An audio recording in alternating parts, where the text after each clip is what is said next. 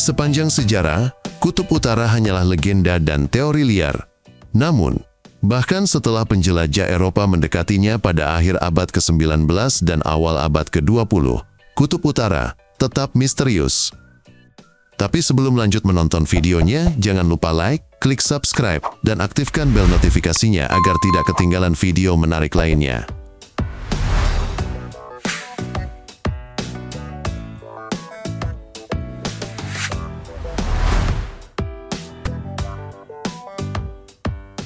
Satu, Kutub Utara tidak memiliki zona waktu. Selain penjelajah, wisatawan, dan peneliti yang berkunjung, manusia tidak tinggal di Kutub Utara. Dan karena tidak ada pemukiman permanen, Kutub Utara tidak memiliki zona waktu. Orang-orang di Kutub Utara dapat memilih zona waktu manapun yang nyaman. Tempat berpenghuni permanen terdekat adalah Alert, sebuah pangkalan militer yang berjarak 960 km di selatan Pulau Ellesmere, di Nunavut, Kanada, dan berada di zona waktu timur.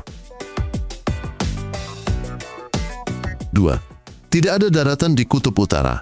Kutub Utara tidak memiliki daratan sama sekali.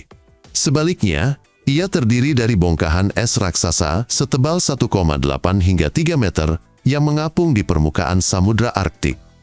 Di bawah es tersebut, kedalaman airnya mencapai 4.400 meter. 3. Di Kutub Utara, matahari terbit dan terbenam hanya sekali dalam setahun. Di Kutub Utara, hanya ada terang atau gelap. Matahari terbit sekitar ekuinoks musim semi pada tanggal 20 Maret dan tetap berada di langit selama 6 bulan penuh, sebelum akhirnya terbenam sekitar ekuinoks musim gugur pada tanggal 22 September. Sepanjang musim dingin, Kutub Utara gelap 24 jam sehari, hingga matahari akhirnya mulai muncul kembali pada bulan Maret.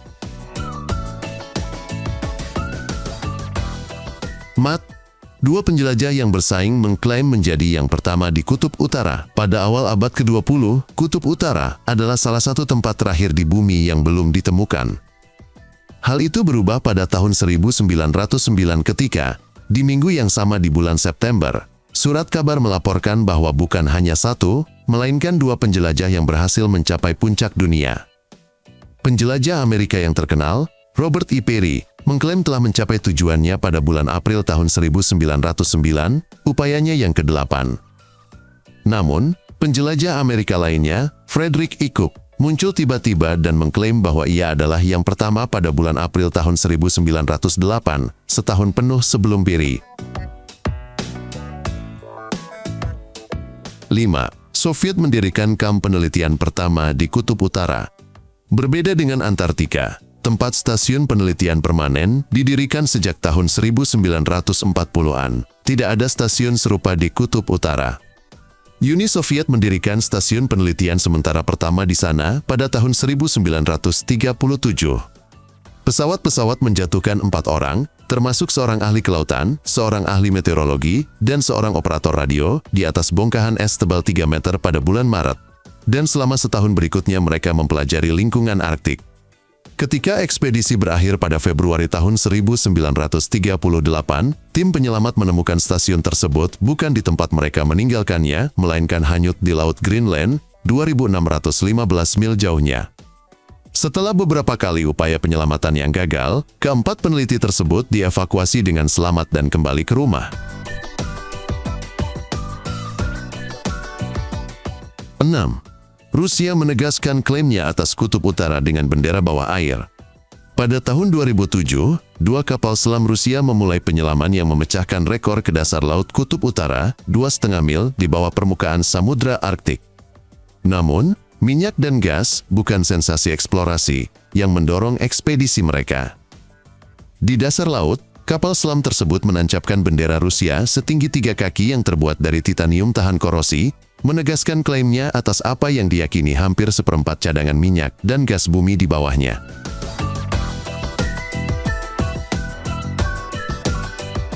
7. Tidak banyak tumbuhan dan hewan di Kutub Utara dibandingkan dengan wilayah Arktik lainnya. Meskipun iklimnya dingin dan berfluktuasi, Arktik memiliki keanekaragaman hayati yang luar biasa.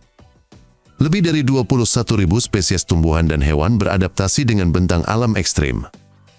Namun di Kutub Utara, yang tidak memiliki flora dan fauna daratan maupun darat, satwa liar jumlahnya lebih sedikit dan tersebar jauh. Ikan kod Arktik, udang dan krustasea hidup di berbagai kedalaman di bawah es laut, sementara yang paling umum terlihat di atas es adalah burung-burung yang bermigrasi, seperti dara laut Arktik, fulmar, kittiwake, dan burung bunting salju. 8. Kutub Utara menjadi tuan rumah maraton tahunan. Sejak tahun 2003, Kutub Utara telah menjadi tuan rumah maraton bulan April bagi para atlet paling ekstrim di dunia. Lomba lari sepanjang 2 mil ini diselenggarakan di lintasan bersalju dan es yang keras, dengan para peserta yang berani menghadapi suhu dingin yang, dalam beberapa tahun terakhir, pernah mencapai -20 derajat Fahrenheit, -29 derajat Celcius. Rekor waktu tercepat saat ini di Maraton Kutub Utara FWD dipegang oleh pelari Irlandia, Thomas Maguire, yang menyelesaikan lomba dalam waktu 3 jam 36 menit pada tahun 2007.